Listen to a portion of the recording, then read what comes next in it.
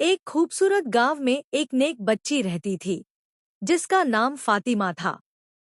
फातिमा बहुत फरमाबरदार, नेक और अदब वाली बच्ची थी। वह हमेशा नमाज पढ़ती, कुरान की तिलावत करती और अपनी अम्मी की मदद भी करती थी। एक दिन शाम के वक्त फातिमा अपने कमरे में बैठी थी। उसने ताज़ा वज़ू किया था और आईने के सामने अपने बालों में कंघी कर रही थी। हल्की हवा चल रही थी और खिड़की से सूरज की किरणें आ रही थी। मंजर बहुत सुकून भरा था। कंघी करते करते फातिमा ने अपना दुपट्टा उतार दिया ताकि आसानी से बाल बना सके। उसने सोचा कि थोड़ी देर बाद दोबारा पहन लेगी, मगर मशरूफियत में वह दुपट्टा पहनना भूल गई। कुछ देर बाद अचानक कमरे की खिड़की जोर से बंद हुई और हवा तेज हो गई। फातिमा ने हैरत से पीछे मुड़कर देखा तो कमरे में अंधेरा सा छा गया। उसका दिल जोर जोर से धड़कने लगा।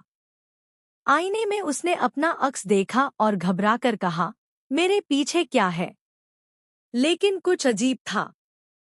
आईने के अंदर उसे महसूस हुआ कि जैसे उसके पीछे कोई साया खड़ा है, एक स्याह धुआं जो आहिस्ता आहिस्ता उसके खुले बालों की तरफ बढ़ रहा था।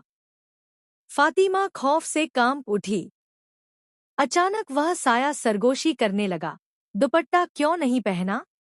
उसकी आवाज इतनी भयानक थी कि फातिमा की आंखों में आंसू आ गए। वह रोते हुए बोली, या अल्लाह, मुझे बचा ले। उसी लम्हे उसे अपनी अम्मी की बात याद आई, जहां औरत के बाल खुले होते हैं, वहां शैतान खुश होता है। बेटा, हमेशा सर ढांप कर रखना।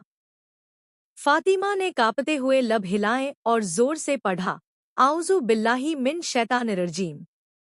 जैसे ही उसने अल्लाह का नाम लिया, वह स्याह साया जोरदार चीख के साथ धुआं बनकर गायब हो गया। कमरा दोबारा रोशन हो गया, खिड़की खुद ब खुद खुल गई और हवा नरम हो गई। फातिमा के चेहरे पर सुकून लौट आया। वह फौरन उठी, अपना दुपट्टा लिया और सर पर ओढ़ लिया। उसने दिल से शुक्र अदा किया कि अल्लाह ने उसे बचा लिया। कुछ देर बाद उसकी अम्मी कमरे में आईं। उन्होंने फातिमा को देखा और मुस्कुराकर कहा, बेटा, जब बेटियां अल्लाह के हुक्म पर चलती हैं, तो शैतान उनके करीब नहीं आता। हमेशा याद रखो, सर ढांपना तुम्हें इज्जत, हिफाजत और नूर देता है। फातिमा ने नरमी से कहा, अम्मी, अब मुझे अपने दुपट्टे की अहमियत समझ आ गई है। अब मैं कभी भी अपना सर नंगा नहीं रखूंगी। उस रात फातिमा ने सुकून से नमाज पढ़ी, कुरान खोला और मुस्कुराकर कहा, जहां अल्लाह का जिक्र होता है, वहां शैतान का जोर नहीं चलता।